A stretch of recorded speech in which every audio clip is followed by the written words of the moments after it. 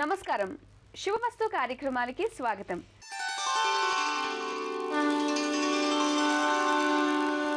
మీ జాతక సమస్యలకై మీరు రిజిస్టర్ చేసుకోవాల్సిన IVRS నంబర్స్ 5051010631255563. మీరు రిజిస్టర్ చేసుకునే విధానం మీ పేరు, పుట్టిన తేదీ, పుట్టిన సమయం, పుట్టిన స్థలం, అలాగే మీ సమస్య. బర్త్ డీటెయిల్స్ లేని వారు ప్రశ్న జాతకం ద్వారా మీ సమస్యకి పరిష్కారం తెలుసుకోవచ్చు. జ్యోతిష్యంలో డాక్టరేట్ పొందిన తొలి తెలుగు మహిళ డాక్టర్ సంధ్యాలక్ష్మి గారు మీ సమస్యలకి పరిష్కార మార్గాలు తెలియజేస్తారు. అమ్మ నమస్కారం. నమస్కారం. ప్రేక్షకులకి నమస్కారం.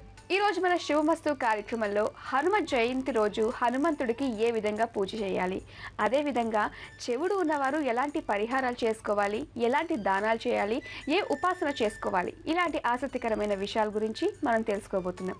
అమ్మ, హనుమ జయంతి ఈ రోజు అంటున్నారు, కొంతమంది ఏమో చైత్ర పౌర్ణమి రోజునే చేసేసారు. ఇంతకీ ఎప్పుడు చేసుకోవాలంటారు హనుమ జయంతి? తమిళులు తర్వాత ఆంధ్రప్రదేశ్లో కూడా కొన్ని ప్రాంతాల వాళ్ళు ఆంజనేయ స్వామికి ఉత్సవం చేయటానికి చైత్ర పౌర్ణమి రోజు చేశారు. అయితే చాలామంది దాన్ని హనుమ జయంతిగా వర్ణిస్తూ ఉన్నారు. కాకపోతే ఏంటంటే మనకి అధ్యాత్మ గ్రంథాల్లో కనిపించేటువంటి విషయం వైశాఖ బహుళ దశమి పూర్వాభద్ర నక్షత్రంలో ఆయన పుట్టినట్టుగా తెలుస్తోంది. అది ఈ రోజు అయింది మనకి. ఓకే, అయితే ఏ విధంగా ఆంజనేయ స్వామిని పూజించాలంటారమ్మా ఈరోజు? ఆంజనేయ స్వామి శివాంశ సంభూతుడు, అందుకని శివుడికి ఎలా రుద్రాభిషేకం చేస్తారో ఆంజనేయ స్వామికి కూడా అలాగే రుద్రాభిషేకం చేస్తారు. ముఖ్యంగా మన్యు సూక్తంతో అభిషేకం చేస్తారు. అయితే ఎవరికైనా కోరికలు మనోభిష్టాలు తీరాలి అనే నియమం పెట్టుకుంటే మాత్రం తెల్లవారుజామున ఆంజనేయ స్వామికి ఒక 40 రోజులు ప్రదక్షిణ చేస్తూ నిత్యం అభిషేకం చేస్తే ఒక్కోసారి వాళ్ళకి కలలో కూడా స్వప్నంలో కూడా ఆయన దర్శనమిచ్చి చెప్తాడని, జరిగే విషయాలు తెలిసిపోతాయని చెప్పి చెప్తారు. అందుకని ఆంజనేయ స్వామికి ప్రదక్షిణలు చేయటం, అభిషేకం చేయడం కూడా విశేషమైనటువంటి విషయంగా చెప్తారు. అంటే 40 రోజులు చేయాలి అని అంటే దీక్షలాగే భావించి దీన్ని చేసుకోవాలి. అంటే ఏ 40 రోజులు అన్నా పర్వాలేదంటే, లేకపోతే ఈ రోజు మొదలుకొని 40 రోజులు చేయాలి? ప్రతి వాళ్ళకి సమస్య అనేది ఆంజనేయ స్వామి జయంతి రోజే రాదు కదా, హనుమ జయంతి రోజే సమస్య రాదు కదా, సంవత్సరంలో ఎప్పుడైనా రావచ్చు. ఎప్పుడు వచ్చినా ఒక మంచి రోజు చూసి వాళ్ళ జన్మ నక్షత్రానికి తగినట్టుగా తిథివార నక్షత్రాలు మంచి రోజు చూసుకుని ఆంజనేయ స్వామికి ప్రదక్షిణలు చేయవచ్చు, అభిషేకాలు చేయవచ్చు. అయితే ఒక విషయం గుర్తుపెట్టుకోవాలి, ఎప్పుడు ఆంజనేయ స్వామికి దీక్షతో పూజ చేయాలి అనుకున్నా సూర్యోదయానికంటే ముందే చేయాలి. ఓకే, అప్పుడు చేస్తేనే ఫలిస్తుంది అన్నమాట అది. ఓకే, సౌమ్య అనే కాలర్ లైన్లో ఉన్నారు, వారితో మాట్లాడదాం. హలో. హలో, నమస్కారం. నమస్కారం అండి. సౌమ్య పేరు మీద రిజిస్టర్ చేసుకున్నారు కదా? అవునండి. ఒకసారి బర్త్ డీటెయిల్స్ కన్ఫర్మ్ చేసుకుందామండి. మే 6, 1987 మధ్యాహ్నం 3:30 హైదరాబాద్ లో పుట్టారు. అవునండి. ఓకే అండి, సమస్య ఏంటో చెప్పండి మేడం తోటి. నమస్కారం. చెప్పండి. నమస్కారం అమ్మ. చెప్పండి. పెళ్లి గురించేనండి సౌమ్యది. సంబంధాలు వస్తున్నాయి, చూస్తున్నాము. సంబంధాలు ఇదివరదాకా బాగా వచ్చినాయి, మధ్యన తగ్గినాయి, మళ్ళీ అప్పుడు ఇప్పుడు వస్తున్నాయి. వచ్చినాయి ఇక దగ్గర దానికి వచ్చినట్టే అనిపిస్తుంది, మళ్ళీ ఇక అయితలేదు. మీరు మీ అమ్మాయి ఎవరన్నా ఇష్టపడుతుందా కనుక్కున్నారా? కనుక్కున్నాం, ఏం లేదు అట్లా. మీరు బాగా కనుక్కోండి, అమ్మాయి ఎవరన్నా ఇష్టపడుతోంది. సంబంధాలు దగ్గర దానికి వస్తున్నాయి, మంచినే వచ్చిన వాళ్ళకు కూర్చుంటుంది, చూస్తున్నాము. మంచినే వాళ్ళకు నచ్చక కొన్ని, మనకు నచ్చక కొన్ని, ఒట్టిగానే అయిపోతుంది. కానీ ఈమె నాకు నచ్చలేదు, ఇట్లా అట్లానే అట్లా ఈమె ద్వారా ఏమి సంబంధాలు తప్పిపోతలేవు. అట్లా అనుమానం వచ్చి ఏదన్నా తప్పిపోతానన్నా గట్టిగా అడుగుతుంది. అది కాదు, పెళ్లి మీరే చేస్తారు, మీరు చూసిన అబ్బాయిని అమ్మాయి ఇష్టపడి చేసుకునేటువంటి అవకాశం ఉంది. రేపు జూన్ తర్వాత ఈ అమ్మాయికి పెళ్ళి అవుతుంది. ప్రయత్నాలు మానకుండా తీవ్రంగా చేస్తూ ఉండండి. రేపు జూన్ నుంచి మళ్ళీ జూన్ లోపల ఈ అమ్మాయికి పెళ్ళి అయిపోతుంది. కామేశబద్ధ మంగళ్య సూత్రశోభిత కంధర, ఈ మంత్రాన్ని జపిస్తూ ఉండమని చెప్పండి. అమ్మాయికి పెళ్ళి అయిపోతుంది, మీరు కంగారు పడకండి. ఓకే, మరి విన్నారు కదండి. మరి మేడం చెప్పిన రెమెడీస్ అన్ని కూడా చేసుకోండి, తొందరలోనే మీ అమ్మాయికి వివాహం జరుగుతుంది. ఆల్ ది బెస్ట్ అండి. అమ్మ, ఆంజనేయ స్వామిని ఏ పూలతో పూజించాలంటారమ్మా? ఆంజనేయ స్వామికి జిల్లేడు పూలతో పూజ చేయాలి, ఆకు పూజ చేయాలి, ఆ తర్వాత ఎర్రని పుష్పాలతో పూజ చేయాలి. ఆకు పూజ ఆంజనేయ స్వామికి అందరూ చేయొచ్చా అంటారా, లేకపోతే ఓన్లీ పూజారే చేయాలంటారా? ఆకు పూజ పూజారి చెయ్యాలా మీరు చెయ్యాలా అని కాదు, అంటే మీరు దేవుడి విగ్రహాన్ని ముట్టుకోవడానికి కొన్ని నియమాలు ఉంటాయి కదా, అందరూ వెళ్ళి చేయాలంటే గుళ్ళో అందరూ ఎగపడితే వీళ్ళు ముందు వాళ్ళు వెనక అని ఉంటారు. నేను పూజారి ద్వారా మాత్రమే ఒక నియమంగా చేయించుకుంటూ ఉంటాం. మనం చేయడానికి పనికి రాదు అని అక్కడ అర్థం కాదు. ఎక్కడైనా అవకాశం ఉంటే పూజారి వీళ్ళని కూర్చోబెట్టి పూజ చేయించవచ్చు. అంటే ఆకు పూజ ఆంజనేయ స్వామికి ఎందుకు చెయ్యాలనేది మాత్రమే ప్రశ్న. ఎందుకు అంటే మనకి నారద పురాణంలో ఒక విషయం కనిపిస్తుంది. దీన్ని కొన్ని ప్రయోగాలు చేయటానికి తాంత్రికంగా చేస్తారనమాట. ఏమిటి అంటే ఉదర సంబంధమైనటువంటి రోగం వచ్చినప్పుడు, అది క్యూర్ కానప్పుడు ఆంజనేయ స్వామి ఉపాసన చేస్తూ తమలపాకులన్నీ ఈ ఉదరం మీద వేస్తూ వాళ్ళు ఒక ప్రక్రియ చేస్తారు.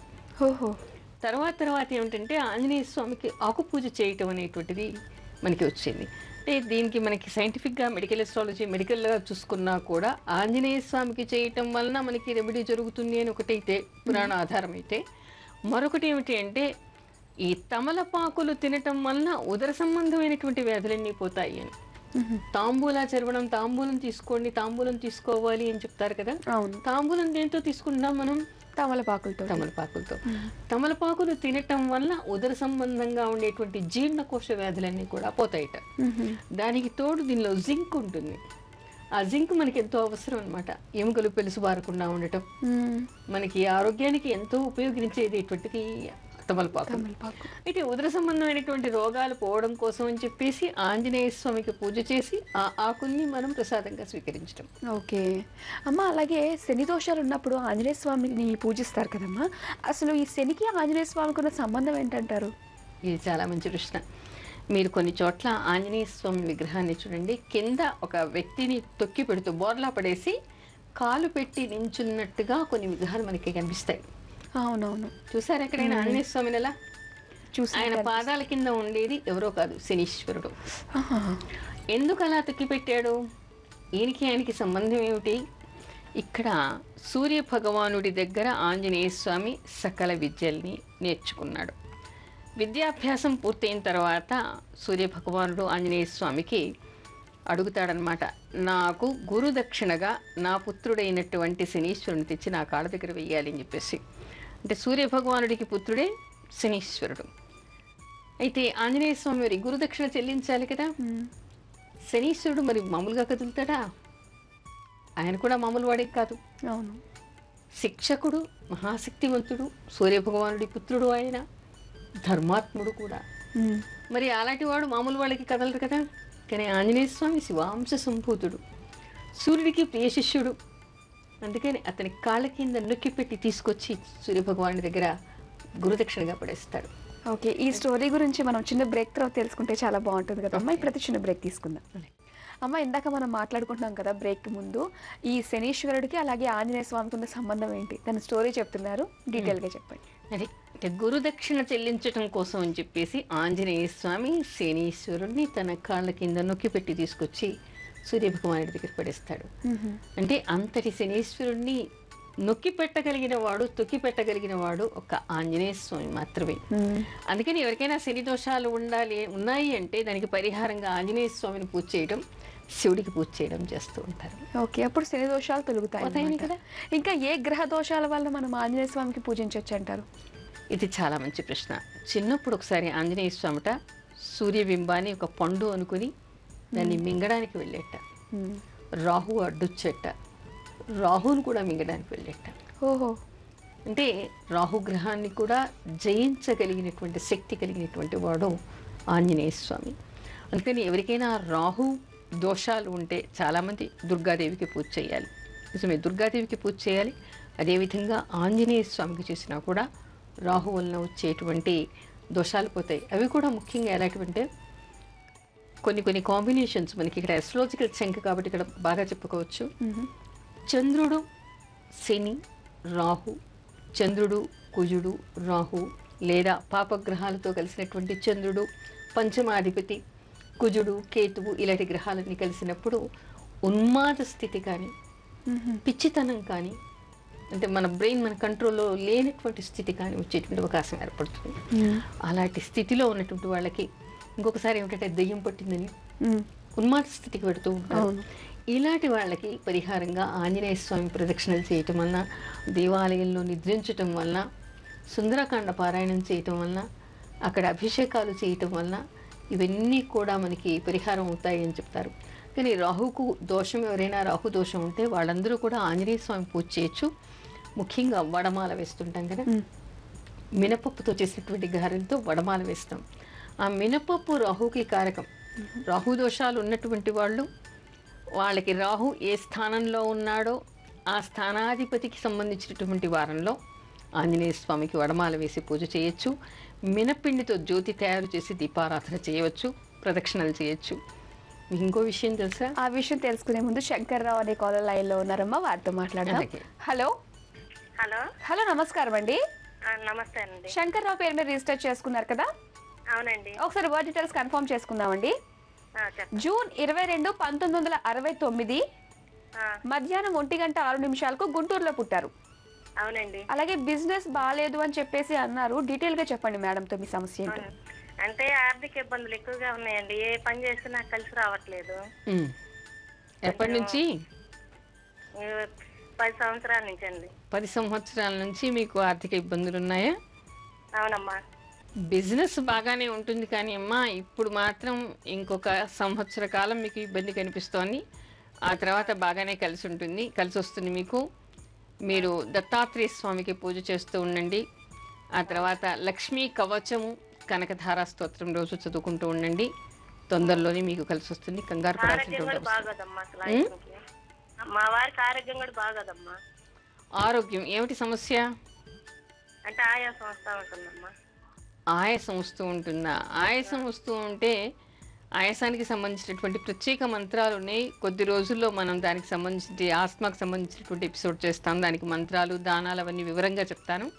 ఇప్పుడైతే ప్రస్తుతం శివుడికి అభిషేకం చేయించి చెస్ట్ మీద చేసుకొని క్రీం, అచ్యుత, అనంత, గోవింద అనేటువంటి మంత్రాన్ని జపించమనండి.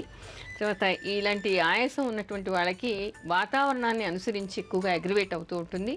వాతావరణానికి సంబంధించినటువంటి జాగ్రత్తలు కూడా దీనిలో తీసుకోవాలి. ఓకే, మరి విన్నారు కదండి. మరి మేడం చెప్పిన రెమెడీస్ చేసుకున్నట్లయితే తొందరలో మీ ఆర్థిక స్థితి అలాగే మీ వారికి ఆరోగ్యం కూడా బాగుపడుతుంది. ఆల్ ది బెస్ట్ అండి. ఓకే అమ్మా, ఇందాక మనం ఇంకో విషయం అని చెప్పేసి మీరు అన్నారు, మరి ఆ విషయం గురించి రాహు సంబంధమైనవి వచ్చినప్పుడు ఏమిటంటే మానసికంగా ఉన్మాదం రావడము, పిచ్చితనానికి వెళ్ళటం లాంటివి ఉంటాయి. ఇలాంటివి ఉన్న వాళ్ళని, మీకు తెలుసా, ఒక దేవాలయం ఉంది మనకి గుంటకల్లో, ఒక ఆంజనేయ స్వామి దేవాలయం ఉంది. అక్కడ చూస్తే ఎంతోమంది వచ్చి ఆంజనేయ స్వామి గుళ్ళో వాళ్ళ చేత ప్రదక్షిణ చేయించడానికి తీసుకొస్తారు. ఇలా ఉన్మాద స్థితిలో, పిచ్చిలో ఉన్నటువంటి వాళ్ళందరినీ తీసుకొస్తూ ఉంటారు. ఆ గుడిలో వాళ్ళైతే అక్కడికి గ్రిల్ మీదకి ఎక్కడం, స్తంభాల మీదకి ఎక్కడం, తిరిగి తలకాయ కిందికేసి వెళ్ళడం, అంటే వాళ్ళకి స్థితి, మానసిక స్థితి సరిగ్గా ఉండదు. అలా ఉంటూ ఉంటారు. అలాంటి వాళ్ళందరినీ అక్కడికి పరిహారం కోసం తీసుకొస్తూ ఉంటారు. అంతేకాకుండా రాహు సంబంధమైనవి ఉన్నప్పుడు కొన్నిసార్లు ఏమిటంటే చేతబళ్ళు చేయటం లేదా చేశారని వీళ్ళు భ్రమించడం రెండూ జరుగుతుంటాయి. అన్ని చోట్ల చేయరు, కొన్ని చోట్ల భ్రమలు కూడా వీళ్ళకి ఉంటాయి. అలాంటప్పుడు అలాంటి దోషాలు పోవడం కోసం కూడా ఆంజనేయ స్వామికి అమావాస్య రోజు రాత్రి, ఆదివారం అమావాస్య రాత్రి వచ్చి పూజలు చేస్తారు, అలాంటి పరిహారాలు జరగాలని. ఓకే, పరిహారానికి ఇలా చేస్తారనమాట. అసలు ఆంజనేయ స్వామిని ఏ సమయంలో పూజించాలంటారమ్మా? ఆంజనేయ స్వామిని ఎప్పుడు కూడా సూర్యోదయానికంటే ముందు కానీ సూర్యాస్తమయం తర్వాత కానీ పూజించాలి. బ్రాహ్మీ ముహూర్తంలో పూజిస్తే చాలా విశేషం. ఓకే, అయితే ఆంజనేయ స్వామిని ఎలా పూజించాలి, అసలు పూజ ఏ విధంగా చేయాలి, ఏ పూలతో పూజించాలి, ఇవన్నీ విషయాలు మాట్లాడుకున్నాం కదా. అలాగే నిన్న మనం మాట్లాడుకున్నాం కదా చెవుడు గురించి ఎందుకు వస్తుంది అని చెప్పేసి. అయితే పరిహారాలు, దానాలు వీటి గురించి మాట్లాడుకోలేదు. చాలామంది మన వ్యూవర్స్ అందరూ కూడా ఎదురు చూస్తూ ఉంటారు. మరి వాళ్ళందరి కోసం చెవుడు ఉన్న వాళ్ళు ఎలాంటి పరిహారాలు తీసుకుంటే మంచిది అని చెప్తారా? తప్పకుండా. ఇక్కడ చెవుడు ఉన్నటువంటి వాళ్ళు పరిహారాలు చెయ్యాలి అంటే మనకి పురుష సూక్తం 10,008 సార్లు పురుష సూక్తం జపించాలిట. తర్వాత పెద్ద పెద్ద కూడళ్ళు, రహదారులు ఉన్న దగ్గర బిచ్చగాళ్ళకి డబ్బులు, నాణాలు దానం చెయ్యాలిట. తర్వాత బంగారుతో చెవిని చేయించి ఎర్రని వస్త్రాలతో పాటు దాన్ని దానం చెయ్యాలి. నల్లని ఎద్దును దానం చెయ్యాలి. పుణ్యక్షేత్రాల్లో అన్నదానం చెయ్యాలి. ఓకే, ఇవి అన్నీ చేయాలంటారా ఖచ్చితంగా, లేకపోతే వీటిల్లో ఏదో ఒకటి మన స్తోమతకి తగ్గట్టు చేసుకుంటే సరిపోతుంది? స్తోమత లేనటువంటి వాళ్ళకి ఏది ఎంతవరకు, ఎంత మేరకి స్తోమత ఉంటే అంతవరకు చేయొచ్చు. ఓకే, చిన్న విరామం తీసుకుందాం. అలాగే అమ్మ, అయితే పరిహారాల గురించి చెప్పుకున్నాం కదా. అయితే దానాలు, ఏ దానాలు చేయాలంటారమ్మా ఈ చెవుడు ఉన్న వాళ్ళు? అంటే ఇందాక చెప్పాను కదా నేను, ఏ దానాలు చెయ్యాలి అంటే నల్లని ఎద్దును దానం చెయ్యాలని చెప్పేసి, బంగారు చెవిని చేయించి చేయాలి. ఇవే పరిహారాలు, దానాలు. అది కాకుండా ఇంకొకటి కూడా ఉంది. ఏ గ్రహం వలన దోషం ఏర్పడిందో, అందరికీ చెవుడు ఒకే గ్రహం వలన రాదు కదా. ఏ గ్రహం వలన ఏర్పడిందో ఆ గ్రహానికి అధిదేవతకి, అంటే ఇప్పుడు కుజుడు ఉన్నాడు సుబ్రహ్మణ్య స్వామికి, చంద్రుడు ఉన్నాడు అమ్మవారికి, ఇలా ఒక అధిదేవతకి ఎవరున్నారో వాళ్ళకి ముఖము వెండి కానీ లేక బంగారుతో కానీ చెవులు వీటన్నిటితో పాటు ముఖావయవాలు ఉండేలాగా కవచం చేయించి పెడితే విశేషము. ఓకే, మొత్తం మొహం అంతా ఉండేటట్టుగా కవచం చేయించి పెడితే విశేషం అనమాట. అలాంటిది కూడా చేయవచ్చు.